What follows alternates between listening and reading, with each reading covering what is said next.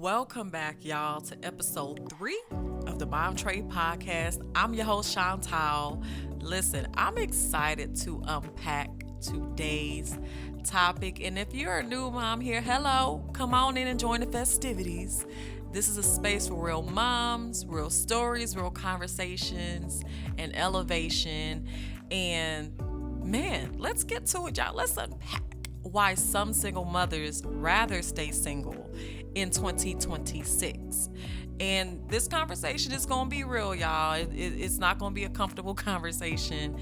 And this is not about, bitterness or not wanting to find love. But I had the opportunity to speak to some amazing single moms and did some research online as well on this specific topic. And from what I was told and just the facts and statistics that I researched, a lot of single mothers are saying that they rather stay single because not enough men are being consistent, or they're causing confusion, or they just want access but no actions behind it. So a lot of single mothers aren't asking the question is he gonna choose me? They're asking the question, is this aligning with me? Is this giving me peace? Because I already carry a lot on my back. I already got the responsibility of being a single mother. I already got to nurture, schedule, doctor visits, be an emotional support system, financially, responsible. I'm already carrying all this weight. So is he going to give me that peace? Is he going to step up to the plate, or is he going to be another responsibility? So let's really unpack. Let's unpack this topic. Did you know 1 in 4 children in the U.S. are being raised in single parent homes? Y'all, that's millions of women doing this. That's millions of women doing this. So when you're building a life on your own and you're carrying all that weight on your back, you start to say, listen, I got to be careful about the man that I let in my space. I got to be careful who I attach my energy to, because I can't even afford to lose again. You know what I'm saying? I cannot afford to be in a situation where I'm giving all this energy and attaching myself to this negative energy, and it's affecting how I show up for my children. And let's be honest, single mothers aren't just single. They are nurturers, protectors, schedulers, the emotional support system. Did you know that 68% of single mothers are in the workforce who have young children? So imagine carrying all of that, and then you're dating someone who's bringing nothing but stress, confusion, or inconsistency.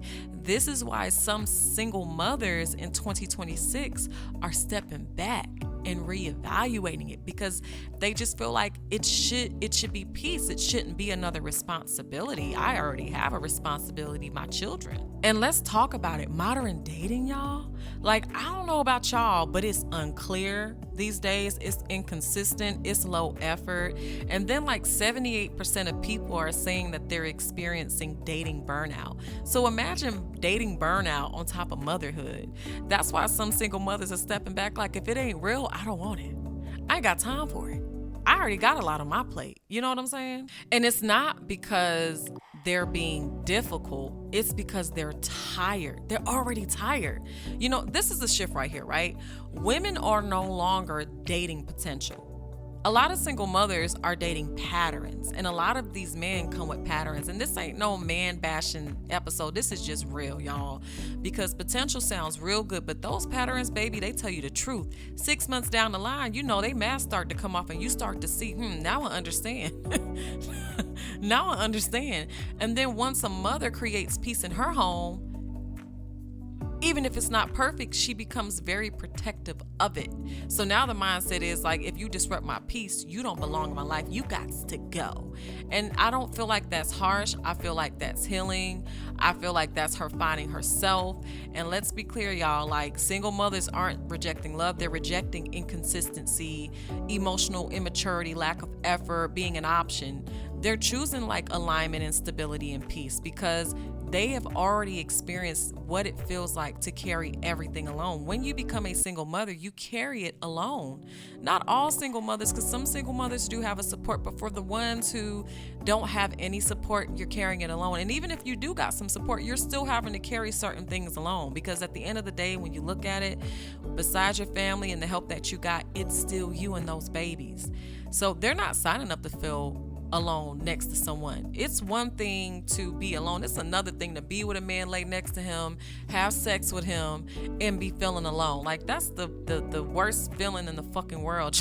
And excuse my French, but I just had to say that because I got mad for some single mothers that I've had conversations with recently. It makes me mad, some of the things that they've told me. And, I just feel like, again, single mothers, it's not that we don't want love or relationship.